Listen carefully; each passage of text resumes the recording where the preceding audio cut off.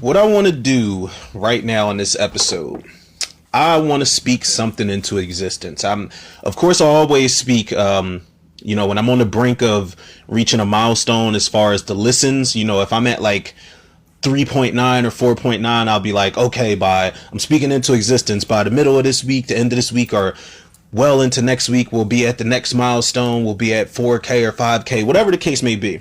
Whenever I'm nearing towards something like that, I always speak it into existence, or whether it be something pertaining to a movie. This time it's actually something pertaining to a movie in particular. I am going to speak into existence that whether it be this week or the end of this week or next week in its entirety, we will get either a teaser or a full trailer for the Texas Chainsaw Massacre 2021. Now, the only reason I'm saying that, and hopefully this episode being centered around the Texas Chainsaw Massacre series, hopefully this is speaking good things into existence as well. But the only reason I'm saying that is because we recently got some news, I think it was either yesterday or the day before, from Fede Alvarez, who is not directing, but producing the new Texas Chainsaw movie that's supposed to be coming out this year, which is a direct sequel, another direct sequel to the original 1974 movie. But Fede Alvarez recently came out, and there's an article online that says, I think Bloody Disgusting posted it, shout out to them. They said, Fede Alvarez said that this is not only a follow-up to the original Texas Chainsaw Massacre movie, and not only are they doing like everything practical and they're going old school with it, which I love, man. I love that they are putting an emphasis on that. I really don't want to get my hopes up, but I feel like the series has nowhere to go but up. However, the main thing that he said that really made me happy was that he made it a point to say this is the same character from the original movie.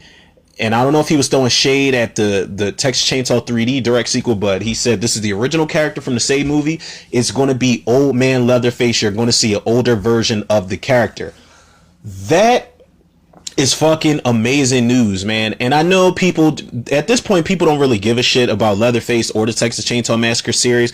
Like I said, I stick to my guns. While there's not a lot of hype surrounding this movie, and there's not a big demand for sequels and reboots and direct sequels anymore, because I feel like people have pretty much given up on this series, is awesome news to me, because that's one of the things that didn't make sense in the Texas Chainsaw 3D. For this to be a follow-up to 1974's classic, Leatherface, first of all, the character of Alexandra Daddario should be a lot older. There should be no iPhones and no FaceTime on the phones and shit. There should be no Trey songs playing in the background.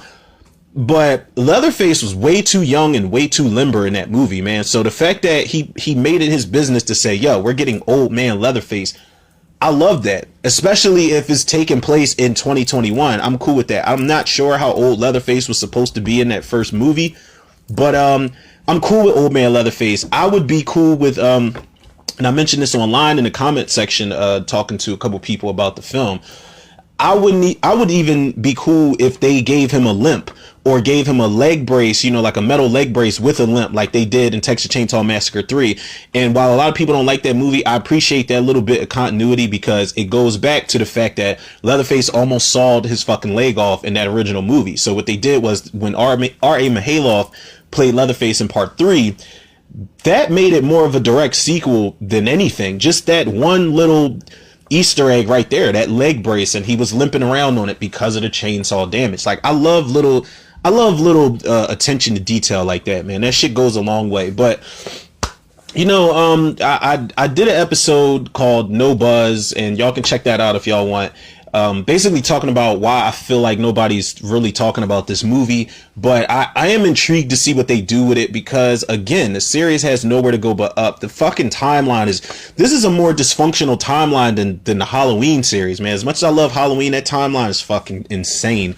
When Friday the 13th or Nightmare on Elm Street has more continuity than something that's grounded in reality like the Texas Chainsaw Massacre is, then there's a problem, man, especially because it's actually based on true events. Now, there wasn't actually a Leatherface, but we all like the gorehound, not the gorehounds necessarily, but most people know that it was based off of Ed Gein, and there are some direct rips from the Ed Gein crime scenes and stuff like that in the Texas Chainsaw Massacre movies and the shit that he did. So for it to be grounded in reality, there's no reason for the continuity to be all over the fucking place like it is, the timelines, the plots, all that shit. None of it makes sense.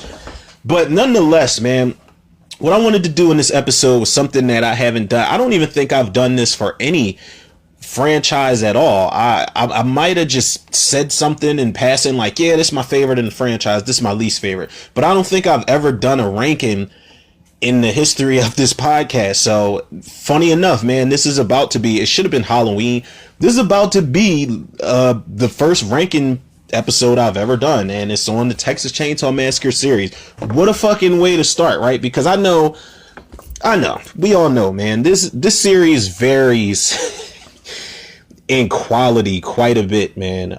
You've got your entries that, I'm not even going to say sequels per se, you've just got entries that, whether it be a reboot, an original, whatever, you've got entries that are really good, but then you've got entries that are just fucking god awful, man. And what I'm gonna do is, just to weed out the god awful ones, I'm gonna do this backwards. I wrote it frontwards, but I'm gonna go backwards from my worst to best in the Texas Chainsaw Massacre series. Now, I don't think I missed any. I'm pretty sure there are 8 movies, and we're about to be on our 9th one this year. So let's get it out the way, man. I'd rather get the bad shit out the way so we can gradually go on and get to better times, man. When Leatherface was loved, man. I know he's a fucking psychopath that cuts people's faces off and eats people, tortures people, but it's still a beloved character, man. Like, there's some sympathetic moments for Leatherface in the franchise. I don't think they should have had those at all, but it makes him a humane character. It's what separates him from someone like Jason Voorhees or Freddy Krueger per se. Leatherface is just a guy, man. He's human. He's got some crazy strength because he's big as fuck, but he's human for the most part.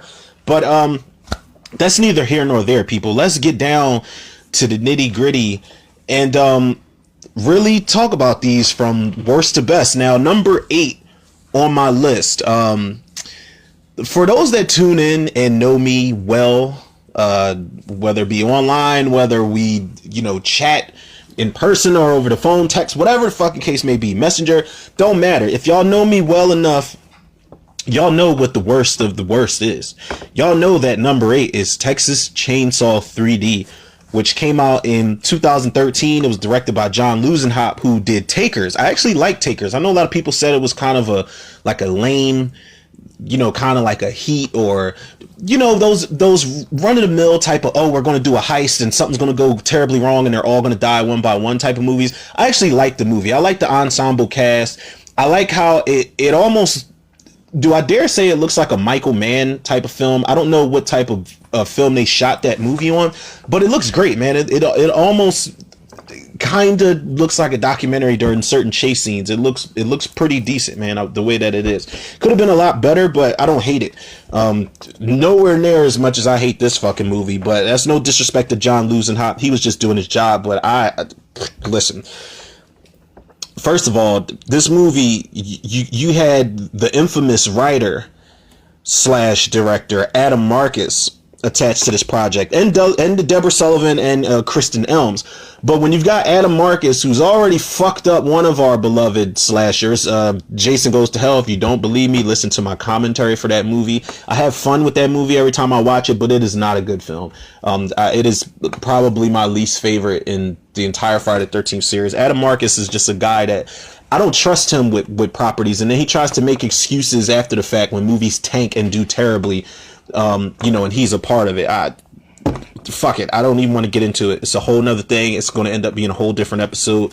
But basically, Dan Yeager plays Leatherface. You've got Alexandra Daddario, who's smoking hot. I just was watching Baywatch, and I completely understand why Zac Efron was on her top. Like that scene where she says, "Go ahead and put a baby into me," and he just, the way he pauses, just like, listen, bro, I know.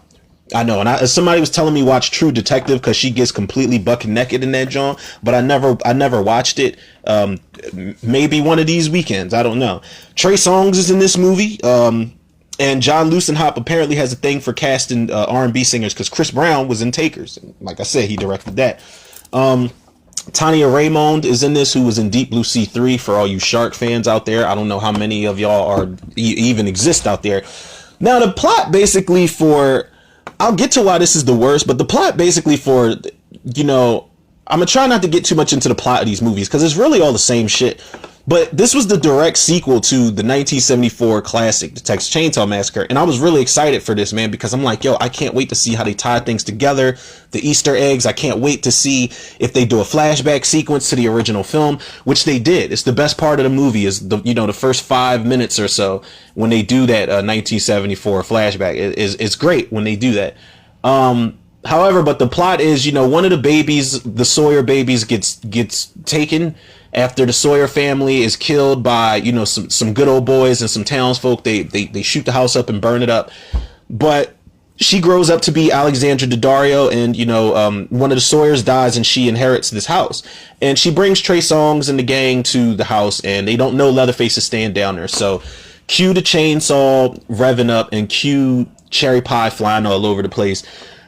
This movie's a fucking mess, man. This movie's terrible. I'm not even gonna try to sugarcoat it. I'm not gonna make excuses like, oh well, the gore is cool, because the gore is okay, but it's not even enough to sell me on the fact that this movie is a piece of shit, man. It really is. It's a true, like sequels like Halloween Resurrection. It's an insult to my intelligence because the timeline makes no fucking sense at all.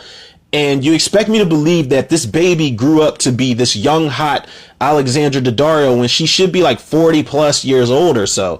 The math doesn't make sense. But I guess they figured because it's a direct sequel and it's Texas Chainsaw Massacre that you were going to get one over on people. But nah, like people that are savvy to things like simple math and, the Texas Chainsaw continuity or lack thereof, you're not going to get one over on them, especially not me, man, because you didn't give me anything that will distract me from this movie being a piece of shit.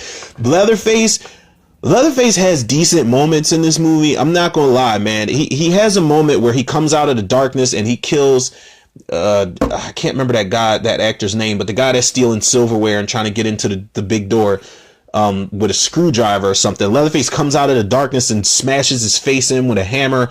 Leatherface comes out of the darkness and he kills that kid from, he doesn't kill him right away, but he puts a hook in his back and drags him down the steps. But that scene is a nice little jump scare when he just runs out of darkness full speed at the kid who's in Cherry Falls and Punisher Warzone, and he drags his ass down the steps. And then there's another scene where Leatherface, he cuts into the tire of the van as it's driving off, and he literally is sawing through the tire and the van, and that ultimately is one of the reasons the van crashes and Trey Songz dies by car accident instead of going out in the fisticuffs with Leatherface how he should have, being a token black guy. But we saved that type of shit for Jason Takes Manhattan, a token black guy going out how he should.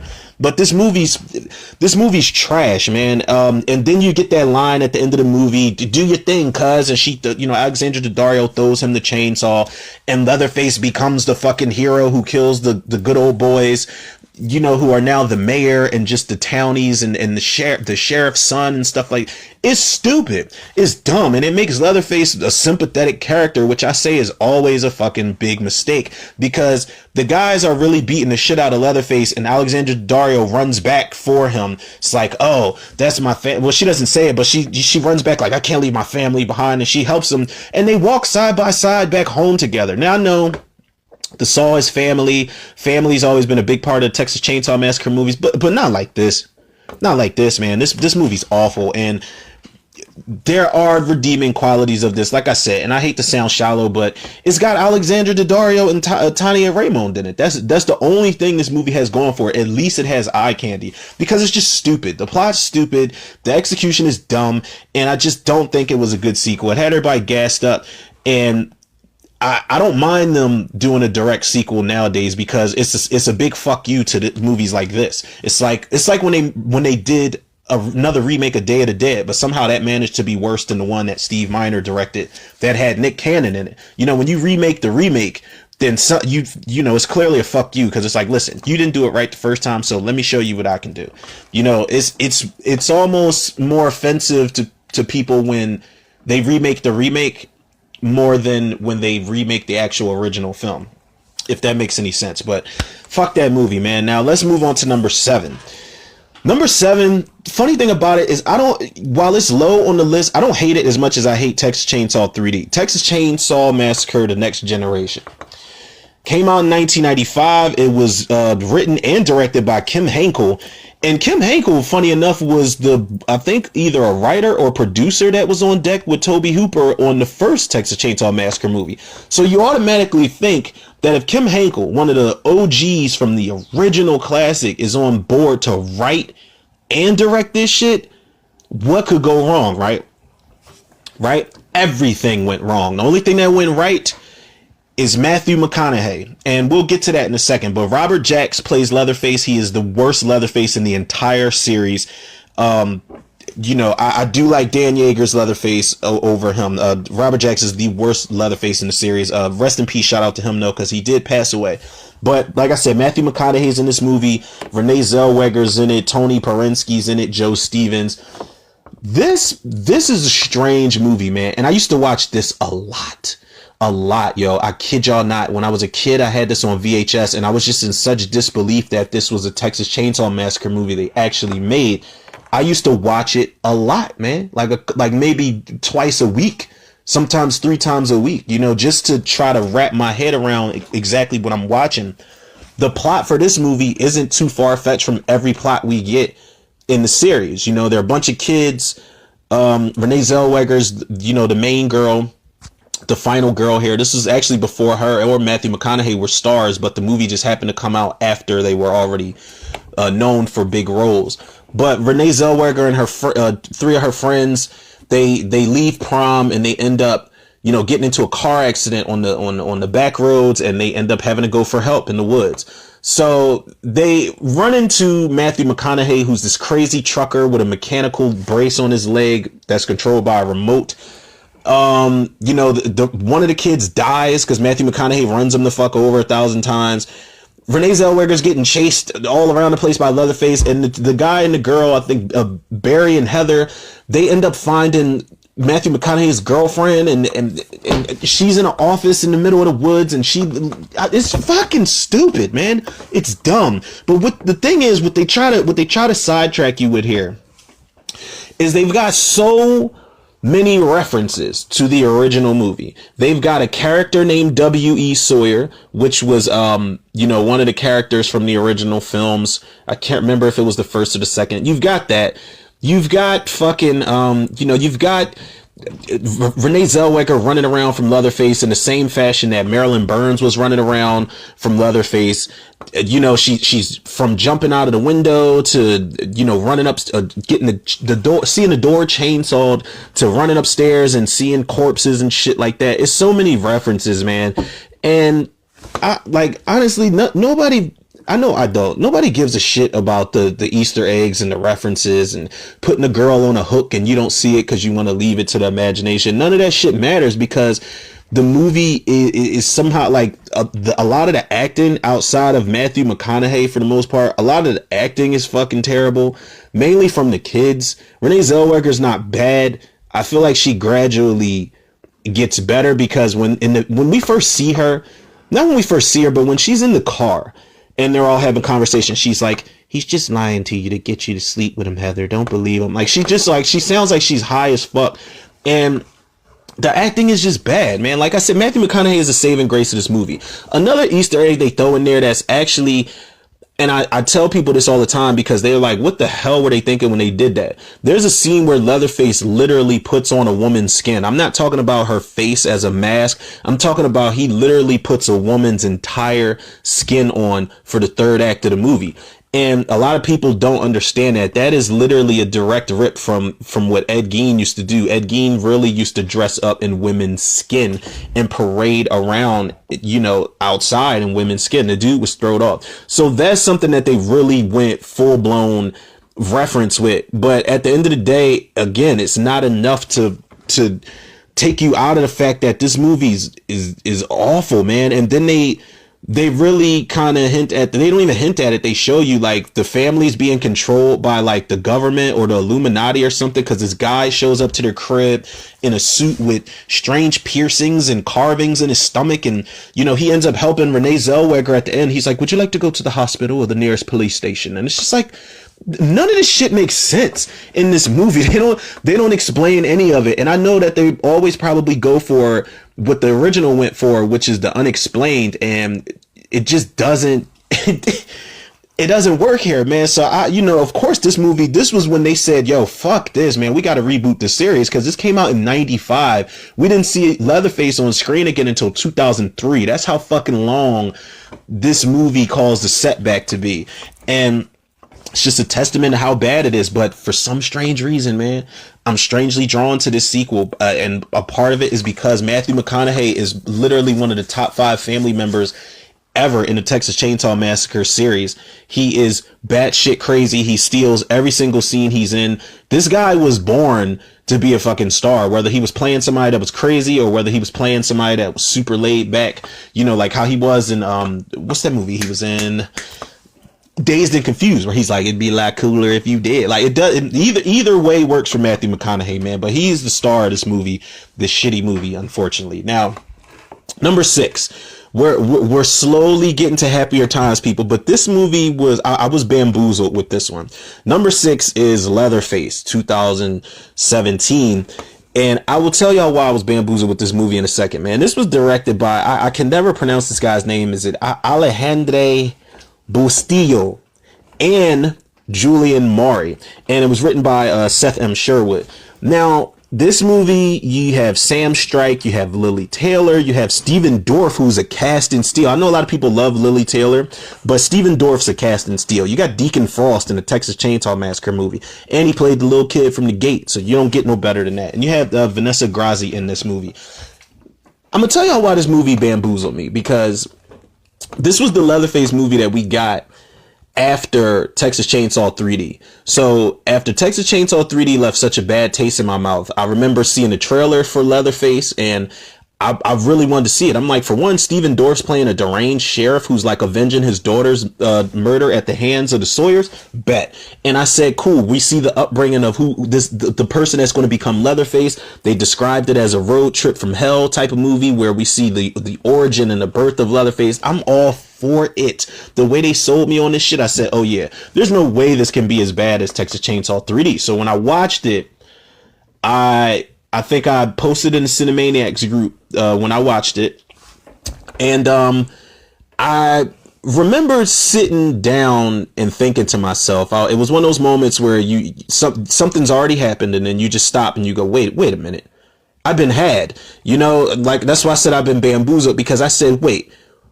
was I just settling for a good, bloody, more grounded chainsaw movie because the last one was so bad?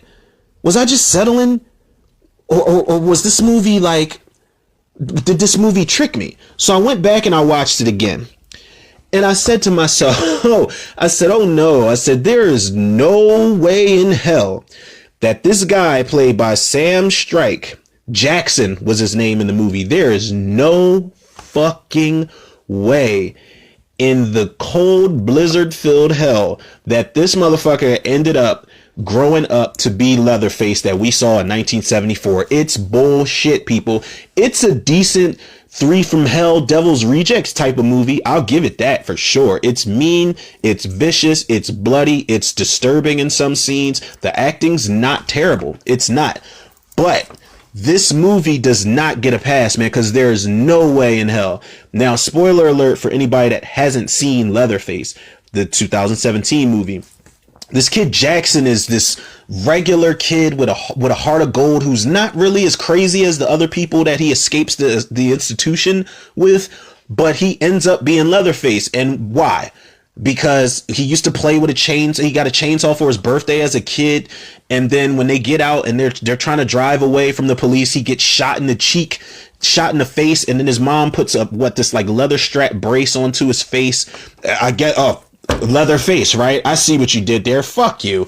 That dude is not Leatherface, man. So they strap this leather thing to his face to keep his face together, and he can't talk. You know, you can see how they try to make it like, oh, this is why Leatherface can't speak, and this is why his speech is slurred, and he makes sounds and shit like that.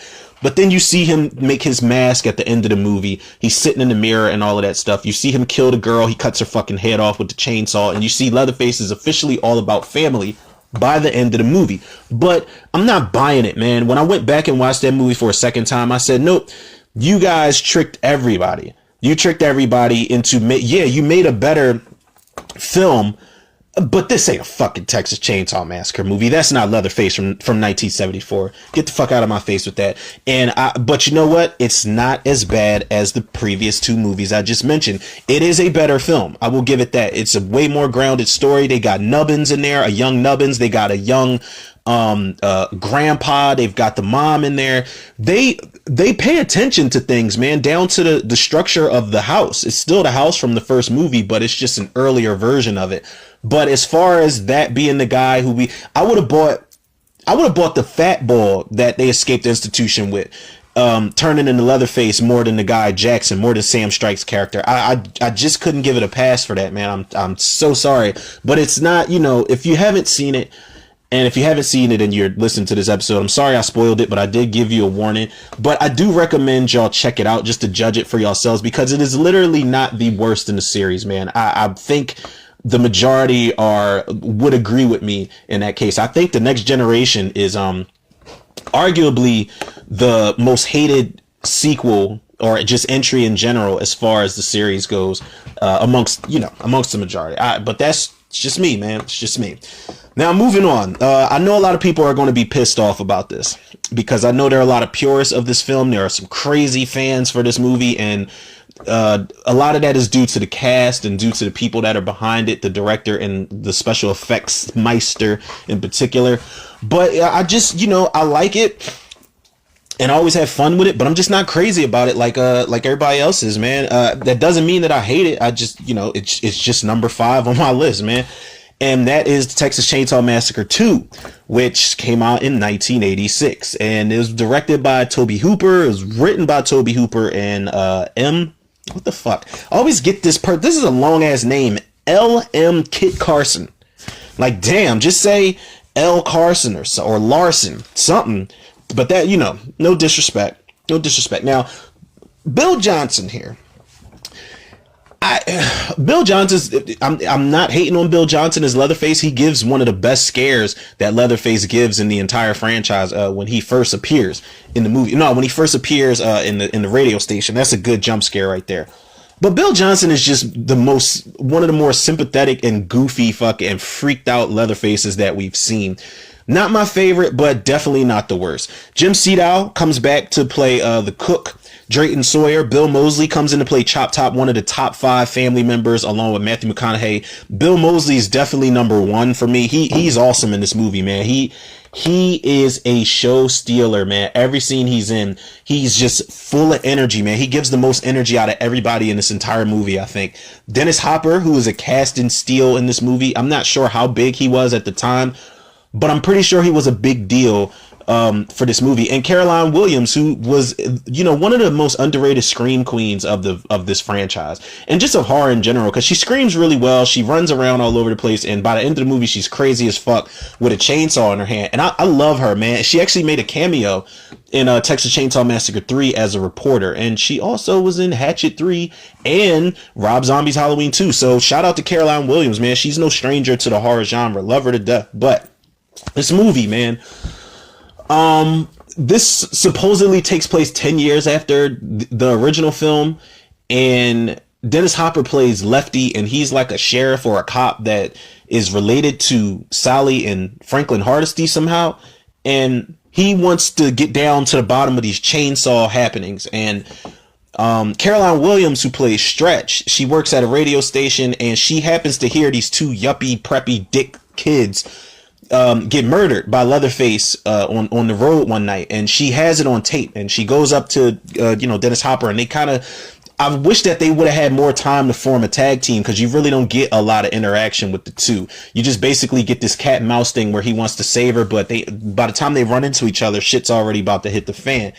That's basically what you got, man. And you got Caroline Williams trying to make it out of the underground. They've got Leatherface and his family have got this underground lair it's pretty freaky, man. It looks like a more well lit version of the Little Monsters Underworld or some shit like that. But it's a really strange movie, man. I do love that Tom Savini came back to do the effects for this, because there are some nasty ass moments in this movie, man. One in particular where Leatherface is fighting Lefty, Dennis Hopper's character. And Dennis Hopper, Leatherface swings the chainsaw, Dennis Hopper ducks, but he sticks his chainsaw into Leatherface's stomach. And oh my God, his guts are like, it's nasty, man. But it lets you know Tom Savini's not fucking around, man. King of the 80s splatter. But Leatherface is still rocking, still fighting Lefty with the chainsaw in his stomach and a chainsaw in his hand. It's a really funny comedic moment, but it's nasty nonetheless. And then there's another scene where the guys the two preppy guys on the road, Leatherface cuts into the side of the BMW they're driving, and then they cut away. And then when they cut back, the guy's head is literally, he's sawed off the top of this guy's head. And not only are they in a fucking drop top, but he turned him into a drop top. Like, so his head is literally sliding off the top of the top of his head is sliding off the rest of it. And then they show like blood squirting out of his head, and his hands are like freaking out all over the place. There's some really decent gore effects in this movie, man, especially when they show the character LG, where he's had part of his ribs cut off, his face is cut off, his arm is cut off, like he's got a bunch of skin missing, and he stays alive long enough to let Caroline Williams' character loose. Like, there are a lot of good moments in this movie, especially with Bill Moseley's character Chop Top. He's the shit nightmares are made of. I did an episode about the scariest side characters in horror. If y'all want to check it out, Bill Moseley's Chop Top is definitely on there. But the reason this movie, as much fun as I have with it, the reason it's number 5 is because, is the very reason Tobe Hooper set out to make that movie the tone that it was. Is too silly. It's too silly in comparison to the original movie. The original movie, where you feel like you've just watched something that really happened on screen and in real life. The sequel, Tobe Hooper said in commentary, there's commentary on YouTube, y'all can find it somewhere, I'm not sure where, I think it's called Cinema Voice, the YouTube channel, where they've got a shit ton of commentaries you can go through, but Texas Chainsaw Massacre 2 is one of them. And Tobe Hooper specifically says, I think that he says, all the humor that was intended for the original movie, people didn't get. It went over their heads, and they just took it as this serious, gratuitous, gruesome film, this shocking film. So he said that he wanted to really put a heavy implement on the humor in the second movie. So that's cool and everything, but you couldn't have done that with a different movie. Like, it's the Texas Chainsaw Massacre 2. You're following up your masterpiece. And the movie is just really silly at the end of the day. And I like I said, I don't hate it. I just don't have the same crazy attachment that, like, people adore this film, man. And I do not. I don't hate it. Again, I don't want people to think I'm hating on this movie. I just don't really. I don't really see I guess because it's a crazy, wild splatter movie. But like I said, in comparison to the first movie, this is a completely different film, man. And I don't like when, especially early on, when horror franchises lose themselves and they don't know what the fuck they're trying to be. You've got this completely serious toned first movie, and then the sequel is just, it's not serious at all. It's silly. It's almost like a spoof, a mockery of what you did with the first movie. And that's the problem that a lot of franchises have, horror franchises, is that the shifts in tone that they have. I mentioned this the other day when I was talking about, as much as I love Jason Lives, Friday the 13th Part 6. It's my favorite entry in the entire series. But it is silly. I love how silly it is, because that's how I never found the Friday the 13th franchise to be scary. So that's how I looked at it. But you go from that you go from that to something like The New Blood, which is dark as fuck and the most underrated entry in the series. The franchise, when franchises don't know what they are, man, then how the hell are we supposed to know? Like, if y'all don't know, how do we know?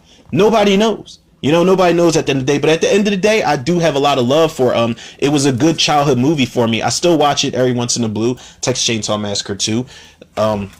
Bars. That was bars right there. I might have dropped a mixtape and call it Leatherface. But number 4, we getting there, people. We are getting to the silver lining, man. We are almost there, and I'm trying not to take up too much of y'all time. But number 4, the Texas Chainsaw Massacre 2003, the remake, when they said fuck everything that happened prior. We about to start fresh. We about to start anew out this bitch. Now, this movie was directed by Marcus Nispel, who ended up doing, after this, he ended up doing, it's actually landed him Friday the 13th remake in 2009.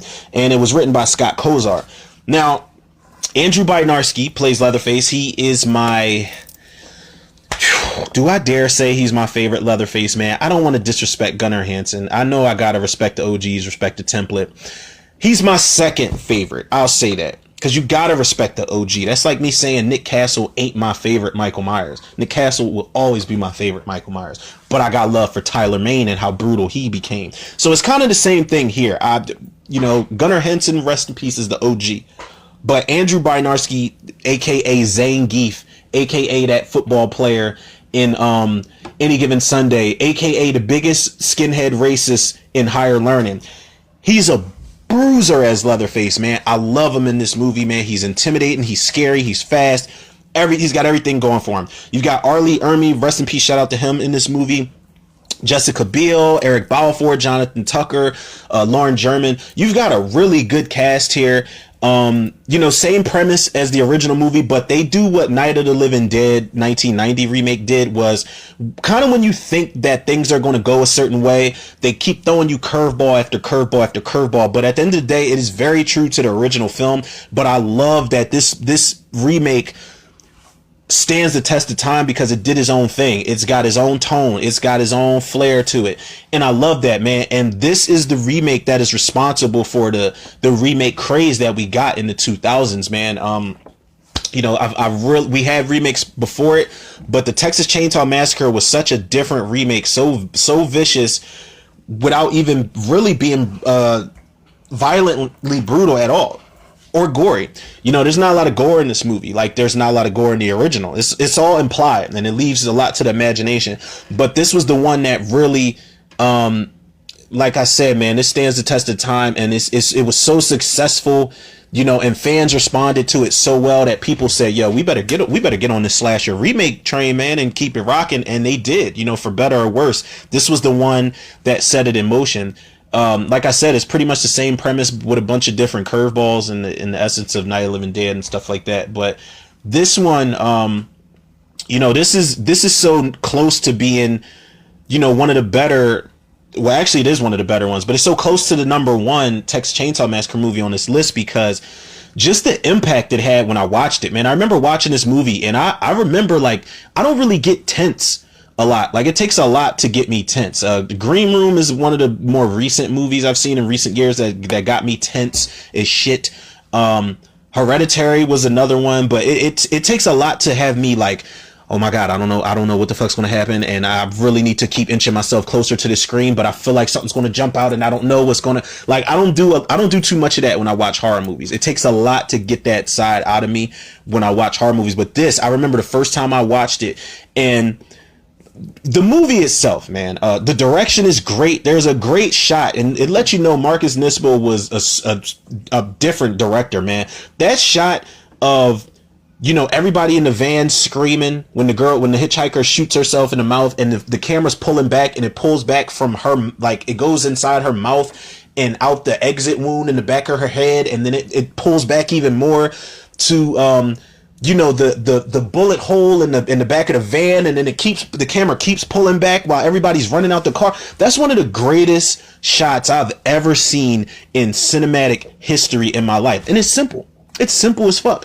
I don't know how simple it was, but it's amazing. It's an amazing shot. This movie is so well directed, man. Whether it be certain slow-mo shots, whether it be certain grainy shots or whatever, just regular pace shots. The movie is a really well directed film, man. The writing's pretty good. The execution is awesome. Like I said, it's a really tense, really brutal movie without being in your face brutal. There's some nasty moments in the movie. There's a scene where the guy, goddamn, what is his name? I can't remember the guy's name, but he's Andy. He's running through the sheets. And this is the best. Actually, let me backtrack really quick because I don't want to fanboy over this movie any more than I'm already about to.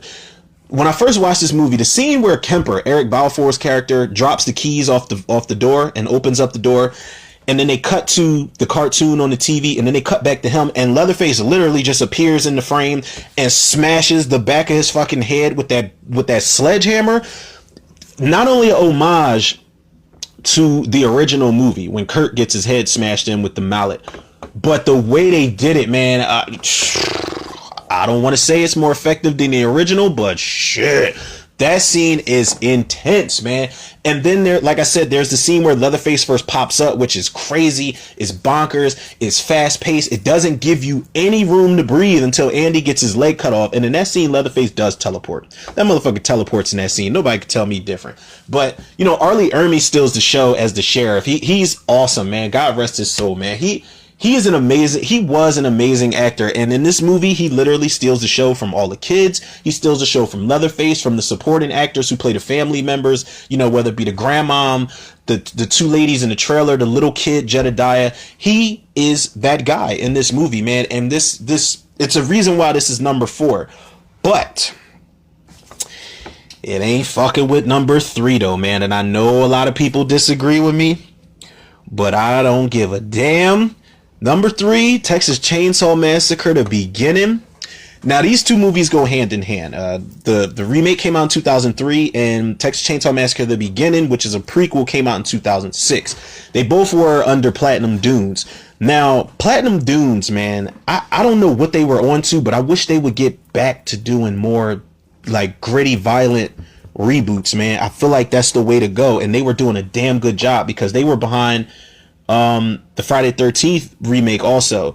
But this one here, man, for a prequels don't always work, and you don't always need them. Like, nobody really wanted to know how Leatherface came to be, but this is the epitome of what a Texas Chainsaw Massacre sequel or prequel or entry should be, man. Not talking about the first one, I'm not talking about that, but this one, man, it was directed by Jonathan Liebesman, who did Battle Los Angeles. I've never seen it, but I heard it's pretty bad. And he did Wrath of the Titans. I've never seen either one of those movies, Wrath nor Clash, which came before it. But he also directed Teenage Mutant Ninja Turtles reboot. Now, it's to my knowledge, he got, what is it called, a Raspberry Snozberry Award for one of the worst movies ever made.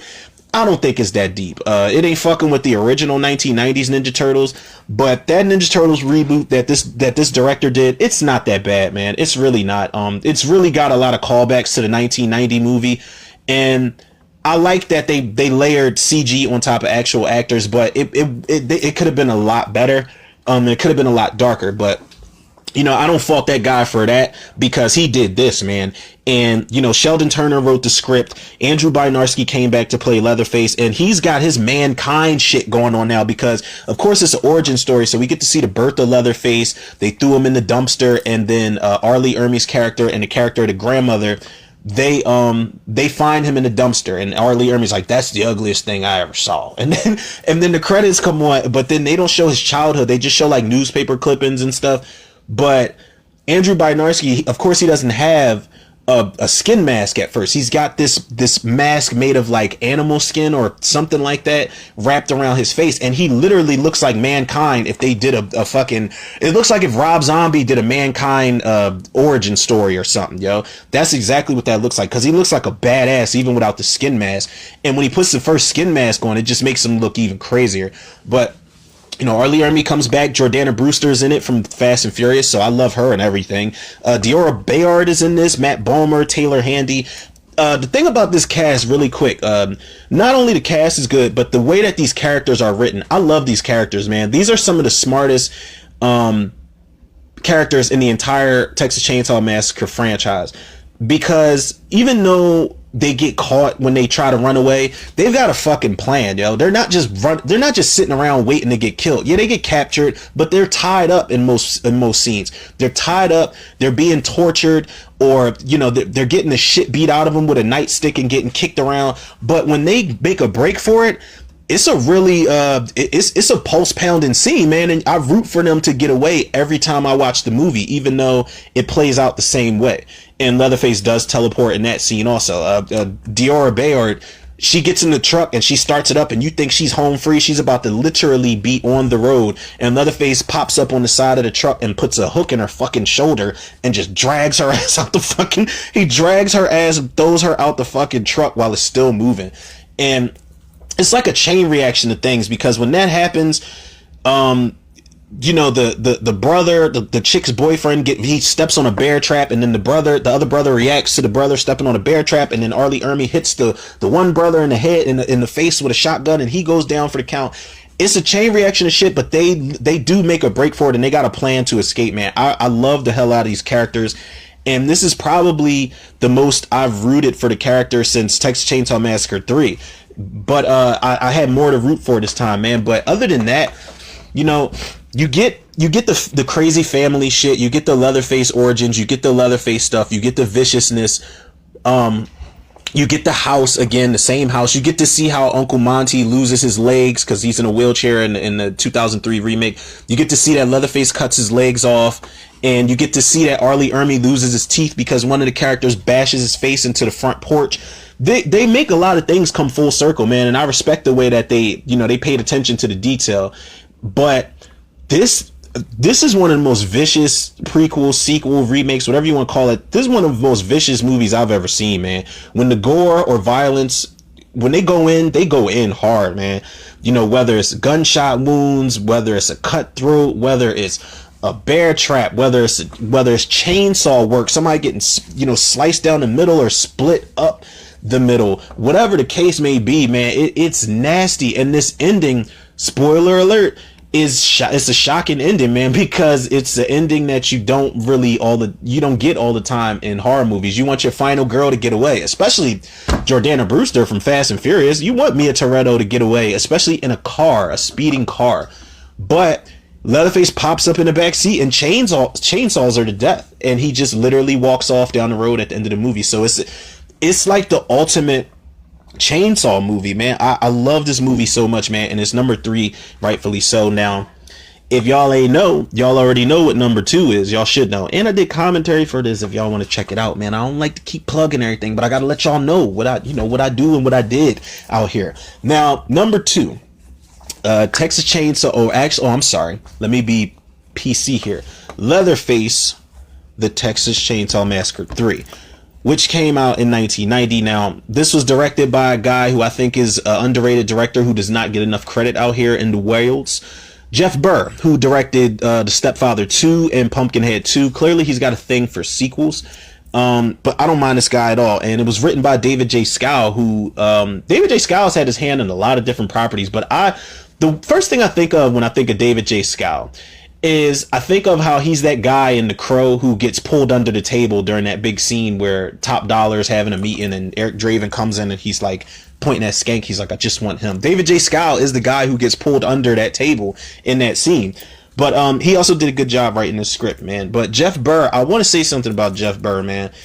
And I talked about this. It's probably my second time mentioning this episode this week, but it's still relevant. Where I talked about movies that were skewered by the MPAA. Texas Chainsaw Massacre 3 was one of those films. And it goes back to what I was talking about yesterday, where I said, if you're going to hire somebody to make a movie, let them make their fucking movie, man. Don't keep cutting their shit down and taking scenes out and taking chunks of shit here and doing reshoots there. Like, I feel bad for the guy, man, because he just wanted to jump on board and make a sequel that was different but very true to the original. And David J. Scow's script got skewered as well because they said I think he said that script would get them an X rating or something. Don't quote me on that, but I know this movie got fucked over heavily, but it's still number 2 for a fucking reason, man. Ari Mihailoff this time around plays Leatherface, and Ari Mihailoff, if nobody knows who that guy is, not only is he Leatherface in this movie, but he is the guy in Pumpkinhead 2, and obviously him and Jeff Burr like working together. he's the guy in Pumpkinhead 2, the male guy who is, fucking Linnea Quigley in his little cabin shack. And he, Leatherface basically comes in, breaks his Pumpkinhead comes in, breaks his arm, and snaps him over his knee, Bane style. That's R.A. Mihailoff, and he's also in Hatchet 2. He's the guy who, he's got the big bushy white beard, and he's walking around with the shotgun and the jean vest I think he's got on in the movie. He's a badass, but he gets his mouth placed on a table, like Victor Crowley makes him bite a table, and then he smashes his head forward, and the top of his head just goes flying across the table. It's a good scene, but he plays Leatherface here. And I love that Jeff Burr described him as a rebellious teenager, because that's exactly how R.A. Mihailoff portrayed this version of Leatherface, man. He's very rebellious. He's a badass. There are his sympathetic moments and his moments where he's very childlike, but he's not taking any shit in this movie, man. He's such a badass. Viggo Mortensen, this is one of his, if this isn't his first movie, this is definitely one of his earlier roles. And Viggo Mortensen was not originally cast in this movie. I think he came in and fucked up his audition, and then he ended up getting a call back anyway, which was decent because he plays Tex. And I like Tex. I think he's another top 5 character as far as the family members go. Maybe I'll do an episode about that, top 5. Because so far, Viggo Mortensen's in there, Bill Moseley's in there, and Matthew McConaughey's in there for sure. Joe Unger, who also worked with Jeff Burr on Pumpkinhead 2. I love Joe Unger's character in there. He's like so pretty, so beautiful, the glow. And he's got like this metal hand, because he doesn't have like a right hand or something, so it's like this metal clamp thing he's got on it, and he's holding a flare in front of Ken Foree's face, and he's like, look at the glow on this thing. He's just so country, man. I love him in everything he's in. Jennifer Banco's in this movie too, man. She played young Tina Shepard in Friday the 13th Part 7. Kate Hodge plays the main character in this movie. William Butler from Friday the 13th Part 7 also is in this movie, and he was what's his name, Tom, in Night of the Living Dead 1990.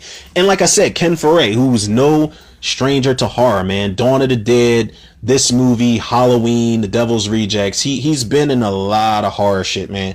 And Ken Foree is just a national treasure. Whether he lives or dies in the movies, he's amazing. But this movie, I love that. Like I said, no disrespect to Texas Chainsaw Massacre 2. I don't hate it, but I love that we got back to a serious tone. And not only is it a serious tone, but like I said, it's much more mean than the movies that we got before. It just feels mean. It starts off with, a chick getting a sledgehammer slammed in her face, and Leatherface literally cutting the skin up and stitching it up together to make a face and out of this chick. And shout out to K&B, because they did the effects for it, and I feel bad for them too, because all their effects got cut down. There is an unrated version of this movie. Thank God I have it, and the DVD I have, they give you the option to watch the theatrical or the unrated version, and either one is good for me, but it's good to see what gore bits were cut out of the film. But surprisingly enough, this movie works. The tamed MPAA version of it still works, man. It's still effective, because again, it, like the first one, it leaves a lot to the imagination.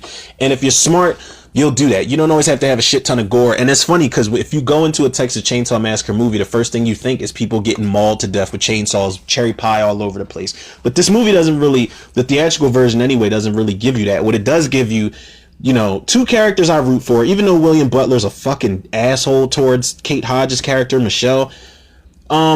I root for them. I root for that couple that's going cross country and they run afoul of Leatherface and the family. I'm rooting for them to survive. Ken Foree is a badass. I feel like if Dawn of the Dead, if the zombies were wiped clean from the earth in Dawn of the Dead, I feel like this is still his character. He's still loading up assault rifles. He's still spraying shit up. He's still whooping ass. He gets a nice hand-to-hand. It's not really crazy choreographed, but it's a good fight scene with him and Viggo Mortensen's character Tex at the end of the movie. But you get characters that you can root for, and you get a badass token black guy. Like, this gave me everything I wanted, at the time. And I remember I hadn't seen this movie, and I remember getting a VHS back in the day. And I was impressed, man, because not only did it give me a bunch of shit that I wanted in the Texas Chainsaw Massacre movie, Ken Foree survived. He survived at the end, and I'm like, wait, is he going to die before the credits start rolling? I wasn't sure. And there was a moment where he survived, But then when he's like, yeah, come on, let's get out of here. And he's going around to the driver's side of the truck and he gets hit in the head with a sledgehammer. And I'm thinking he died, but he didn't. Now, in the original version, Ken Foray does die. He gets his head sawed into with a chainsaw. But I guess the test screenings, they wanted more of Ken Foray. They were kind of disappointed he survived. So God bless the filmmakers that actually pay attention to what the fans actually want, man. Texas Chainsaw Massacre 3 is literally, I think it's the most underrated in the original series. I really do. Not including the remake and the prequel and all that other shit, of course. But I think it's the most underrated. And I love, again, another mention to the leg brace that they put on Leatherface. I love that they paid attention to that small little bit of detail. And if you're a true Texas Chainsaw Massacre fan, you look at it like, oh, he's got that brace on because that happened to his leg in the original. Like, I love little shit like that just makes you, jump out and get excited about little things like that, man. Little mentions, man. The little things matter. Now, before we wrap this up, people, you already know what number 1 is. As if there was any other entry that was going to be number 1. I know you got people out there. You got a lot of people out there. I don't know if they say it for shock value or if they really mean this shit. Like, you got people that are like, yeah, I prefer this one over the original.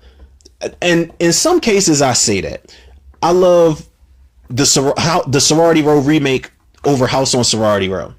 I love the Black Christmas remake over the original Black Christmas. I love the House of Wax remake over the original House of Wax. There are certain remakes that I love over the original, but I'm not going to sit up. I know people that say they love the original Nightmare on Elm Street over the remake of Nightmare on Elm Street over the original. No. They like the remake of Night of the Living Dead over the original. Fuck no. They like the original or the remake of, God damn it, the remake of Friday the 13th or Halloween over the original. Absolutely not. That shit I feel like is just for shock value. The only one I'll give a pass to is Friday the 13th, because Friday the 13th, the original, is a slow burn. It's a slow whodunit, murder mystery type of movie. Whereas in the remake in 2009, you get Jason just slaying shit. You get the first 4 movies in one movie, and you get Baghead Jason as well as Hockey Mask Jason. So that's the only one I give a pass to. But when people say they like, the Texas Chainsaw remake over the original or Halloween remake, fuck nope. Certain things I just cannot agree with. But you know what? That's cool. We all agree to disagree. That's why we are here. That's what makes good debates and conversations at the end of the day.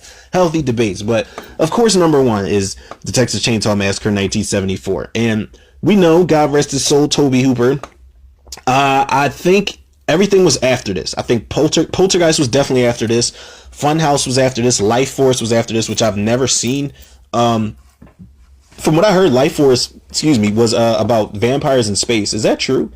If that's true, somebody let me know, or I'll just look it up tonight, because I need to know, because if so, I need to watch it. I don't know. I've never seen it. Heard a bunch of things about it. But, Tobe Hooper wrote the script along with Kim Henkel. Now, we know who Kim Henkel is, right, at this point.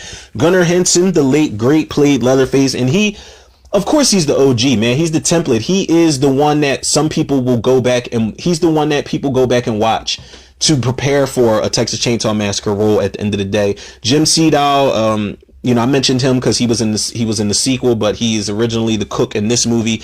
He's more laid back in this movie, but there is that scene where he's beating Sally with the broken broomstick, and it's kind of weird. Edwin Neal plays the hitchhiker.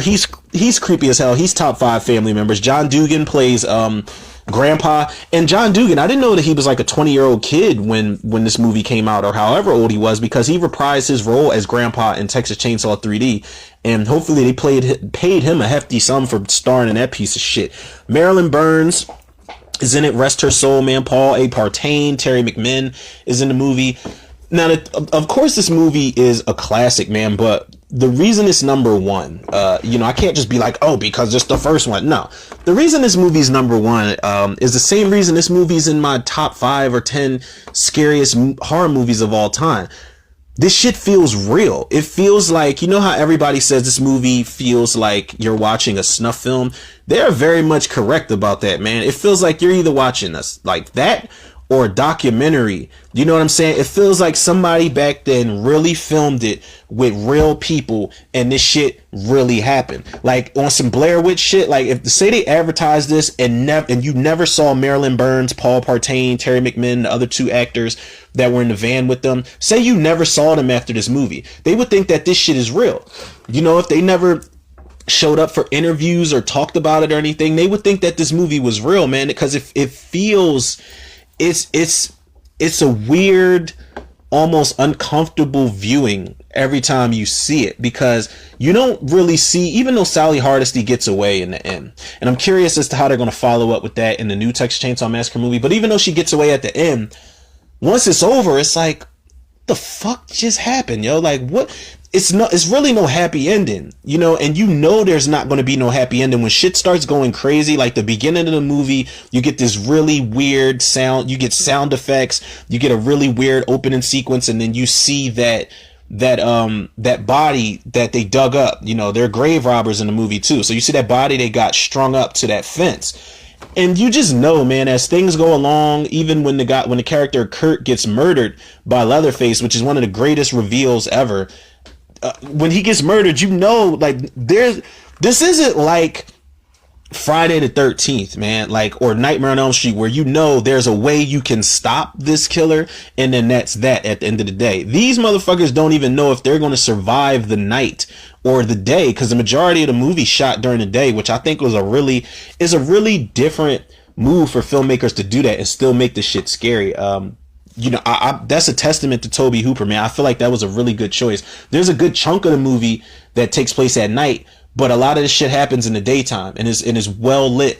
And the end of the movie takes place in the morning, in the daytime, and is well lit. So to end it how you started it and only have a small portion, like the middle act of the film, take place at night is really strategic, man, but it's really effective if you do it the right way. And Tobe Hooper did it in spades. He does it all the time. Not all the time, but I'm just saying he does it a lot in this movie, man, and it works. And the Texas Chainsaw Massacre, it'll always go down. I feel like as far as film grain goes and quality of filmmaking, this movie feels as real as Night of the Living Dead does. And I know I put Halloween above Texas Chainsaw Massacre. That's just my favoritism for it. But I compare and contrast Texas Chainsaw Massacre and Night of the Living Dead because both of those movies have such a sense of realism that it's scary. And it's a sense of like relentlessness throughout both of those movies that really take you to that place that's like, yo, I don't know what I'm watching. I don't know what's about to happen. I don't know if these characters are going to make it. I don't know how this is going to end. Like, you don't know what's going on. You don't know why they're killing people. You don't know why they're eating people. You don't know why there are bones, animal and human bones all over this house, chickens in cages and stuff like that. It's an insane movie. And for good goddamn reason, it is number one, people. And as I wrap things up, I just want to say that I can only hope. I know that this Texas Chainsaw Massacre 2021, I know it's not going to, this ain't even going to be as good as part 3, probably. Knock on wood, because if it is, I'll eat my words. Y'all know I'll give the credit where it's due afterwards. I always do. But I don't think this is even going to be better than part 3. I don't, man, because I feel like, I don't know, man, but you know what? I'm not gonna say that. I think it might be decent. Especially with Fede Alvarez back in that film, and Fede Alvarez coming fresh off of something like Evil Dead, and he made the comparison to Evil Dead. He's like, yeah, we're doing a lot of the practical effects, the same way we did in Evil Dead. We're doing that in Texas Chainsaw Massacre. And I'm just like, okay, bet. So let me not go out on the limb and speak anything bad into existence, man, because I want the Texas Chainsaw Massacre series, even though it's probably a rap for it, and people, like I said earlier on in the episode, there's not a popular demand for Leatherface anymore, man. It's really not, and as sad as it sounds, it's the truth. Nobody's really checking. The majority of fans aren't checking for a Leatherface movie anymore. They're either checking for Jason to get his shit together, for his custody battle between his parents, Victor Miller and Sean S. Cunningham, when they stop their pissing contest. They waiting for Freddy to get back into the mix. They're waiting for Michael Myers to wrap up his trilogy so we can see where we're going next. I feel like there's more of a demand for Hellraiser movies than there is for Texas Chainsaw Massacre. That's just my personal opinion. I'm just saying. But I hope that the movie's good, especially with somebody like Fede Alvarez backing it, and with a more so unknown cast behind it, with the exception of Alice Cridge. I can't wait to see what they do with her playing Sally Hardesty.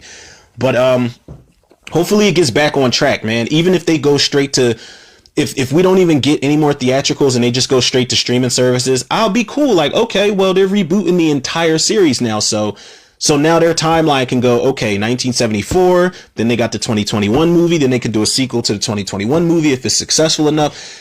I hope good things happen for the franchise. So hopefully they can keep the rights to it, and they can get their shit together, man, because this was a series that should have never got derailed in the first place. It, being as though it's based off a true story, loosely based off a true story and a true character, I feel like it shouldn't have been shit on and just went as crazy as it did, man. It should be a way more popular series. It should be way more grounded. It should be way more successful commercially, domestic, in every sense. It should be amazing, man. It should be awesome.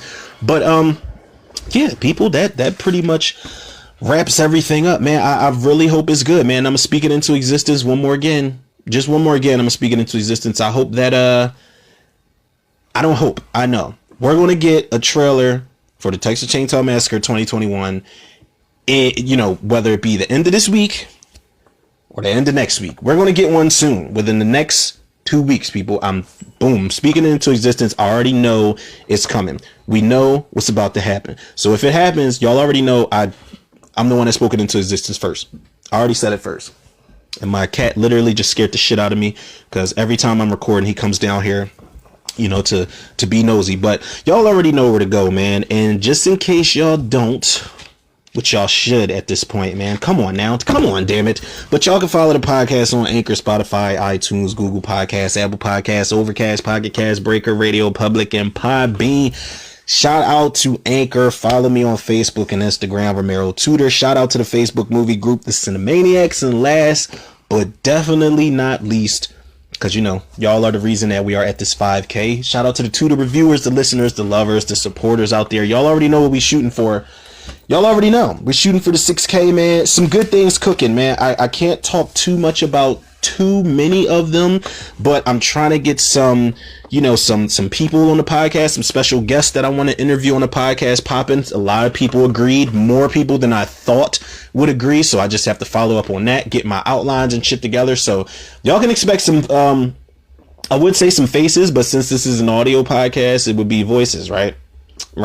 Y'all can expect some new voices on here to tag along with me on this podcast, man. I can't wait.